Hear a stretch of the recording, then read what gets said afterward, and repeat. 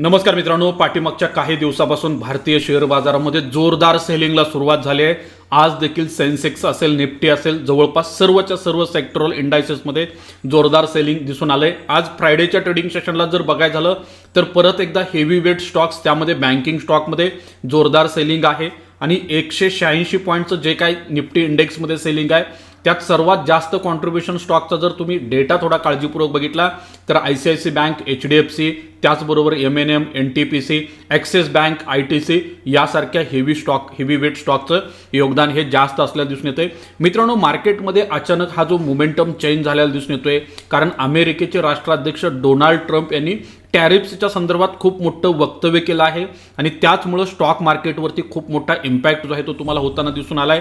अमेरिकेच्या राष्ट्राध्यक्षाने धमकी वजा एक आदेश दिलेला आहे। जे काय सेलिंग दिसून आहे या पाठीमागची खरी बातमी काय आहे तर अमेरिका भारतावरती 500% टॅक्स लावला आहे। पण मित्रांनो थांबा, खरंच 500% टॅक्स लागू झाला आहे का ही फक्त भीती आहे? रिलायन्स असेल, IOC असेल, BPL सारख्या कंपन्यांमध्ये काय होणार येणाऱ्या दिवसात आजच्या व्हिडिओमध्ये मी डिटेलमध्ये तुम्हाला सांगणार आहे। त्याचा फॅक्ट चेक तुमच्या समोर सादर करणार आहे।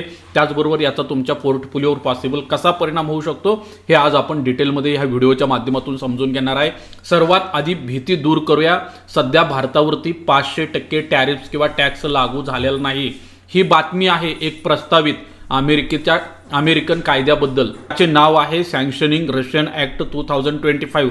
या कायद्यानुसार जे देश रशियाकडून तेल खरेदी करतील त्यांच्यावर अमेरिकेत किमान 500% आयात शुल्क लावले जाऊ शकते। डोनाल्ड ट्रम्प यांनी याला राजकीय पाठिंबा दिला आहे, पण हा कायदा अजून पास झालेला नाही। सध्या भारतावरती 500% टॅरिफ्स लागलेले नाही, तर काही वस्तूंवर साधारणतः 50%च्या आसपास टॅक्स आहेत।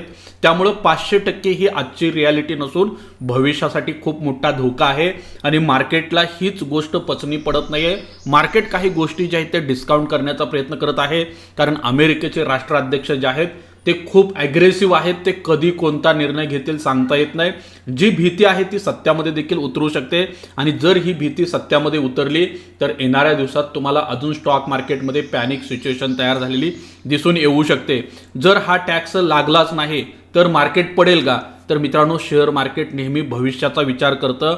जर हे 500% टॅक्स खरंच लागले तर मात्र भारतीय कंपन्यांना अमेरिकेमध्ये माल विकणं खूप अवघड होणार आहे आणि त्याचमुळे मित्रांनो पाठीमागच्या काही दिवसापासून सेन्सेक्स असेल, निफ्टी असेल, बँक निफ्टी इंडेक्स असेल, बऱ्याच इंडेक्समध्ये सेलिंग होताना दिसून आले। त्याचबरोबर मित्रांनो याचा सर्वात मोठा परिणाम जो आहे तो एक्सपोर्ट ओरिएंटेड सेक्टरवरती होणं अपेक्षित आहे। त्यामध्ये टेक्स्टाईल सेक्टर असेल, IT असेल, मेटल कंपन्यांच्या शेअर्समध्ये परिणाम होऊ शकतो आणि ऑलरेडी या भीतीमुळे या सेक्टरमधले हे स्टॉक जवळपास 10 ते 15% तुटलेले आहेत, हे पहिल्यांदा लक्षात घ्या। आणि यामध्ये गुंतवणूक केलेल्या गुंतवणूकदारांच्या मनामध्ये देखील खूप मोठ्या प्रमाणात भीती असलेली दिसून येते। त्यामुळे मित्रांनो येणाऱ्या दिवसात भारताची एक्सपोर्ट कॉम्पिटिटिव्हनेस जी आहे ती ताकद थोडी वीक होण्याची शक्यता नाकारता येत नाही।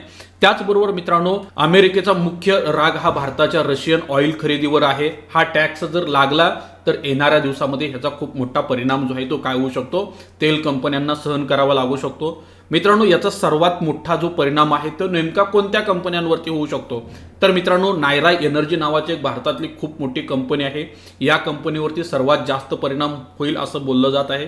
त्याचबरोबर सरकारी कंपन्यांचा जर विचार केला तर त्यामध्ये BPCL असेल, IOC असेल, या कंपन्यांवरती देखील मोठा परिणाम होऊ शकतो। आता सर्वात महत्त्वाची गोष्ट काय तर रिलायन्स इंडस्ट्री 2024 ते 2025च्या दरम्यान रिलायन्स इंडस्ट्री रशियातून सर्वात मोठ्या प्रमाणात तेलाची खरेदी करत होती आणि त्यांच्या जामनगर रिफायनरीमधील 40% पेक्षा जास्त तेल हे रशियामधून येत होतं। पण रिलायन्सनं ही धोक्याची घंटा आधीच ओळखलेली आहे आणि ताज्या रिपोर्ट्सनुसार 2025च्या शेवटीपर्यंत रिलायन्सनं रशियाकडून तेल खरेदी करणं जवळपास बंद केलं आहे।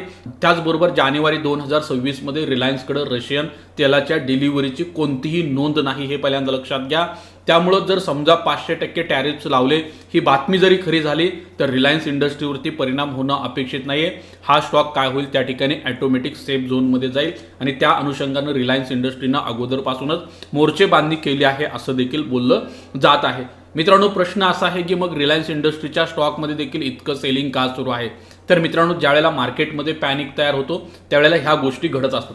मित्रांनो मार्केटमध्ये पॅनिक तयार होण्यापाठीमागे अजून एक खूप महत्त्वाचं कारण आहे, ते म्हणजे MTF पोझिशन. खूप मोठ्या प्रमाणामध्ये MTF पोझिशन उभ्या आहेत आणि या MTF पोझिशनमधल्या रिटेलरला मार्केटमधून बाहेर काढण्यासाठी एकदा मार्केटमध्ये 4 ते 5% कट आणण्याचा प्लॅन जो आहे तो काही स्मार्ट प्लेअरकडून खेळला जातोय, असं देखील चर्चा जी आहे ते ब्रोकर लॉबीमध्ये आहे, हे पहिल्यांदा लक्षात घ्या.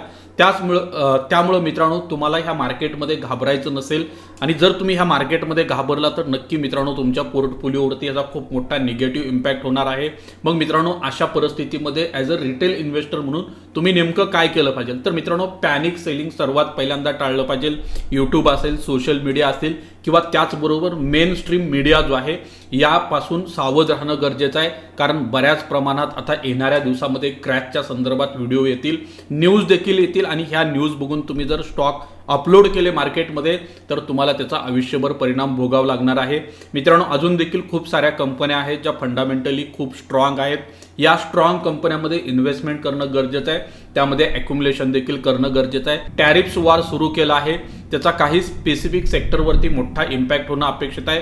त्यामध्ये जर बघायचं झालं तर एक्सपोर्ट ओरिएंटेड सेक्टर खूप महत्त्वाचे आहेत. त्यामुळे असे सेक्टर इन्व्हेस्टमेंटसाठी आपण निवडले पाहिजे ज्या सेक्टरचं एक्सपोजर ग्लोबल मार्केटमध्ये नाही आहे, ज्या सेक्टरमधल्या वस्तू आणि सेवा अमेरिकेला एक्सपोर्ट होत नाहीत. अशा सेक्टरवरती जर फोकस करून इन्व्हेस्टमेंट केली, बँकिंग असेल, इन्फ्रास्ट्रक्चर असेल, फायनान्स असेल, NBFCs असतील, FMCG हे सेक्टर जे आहेत ते सुरक्षित सेक्टर म्हणून ओळखले जात आहेत. मित्रांनो सँक्शनिंग रशिया ॲक्ट जर अमेरिकेच्या संसदेमध्ये पास झाला तर मित्रांनो मोठा परिणाम भारतीय शेअर बाजारावरती होऊ शकतो. त्यामुळे मित्रांनो येणाऱ्या दिवसामध्ये या संदर्भात कशा पद्धतीच्या डेव्हलपमेंट होतात हे तुम्हाला खूप काळजीपूर्वक बघणं गरजेचं आहे.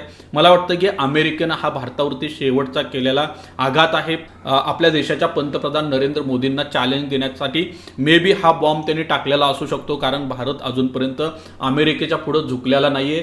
त्यामुळे मित्रांनो अमेरिका नक्की या ठिकाणी प्रयत्नशील आहे भारताला आपल्या दबावाखाली घ्यायचं, रशियाकडून तेलाची खरेदी थांबवायची.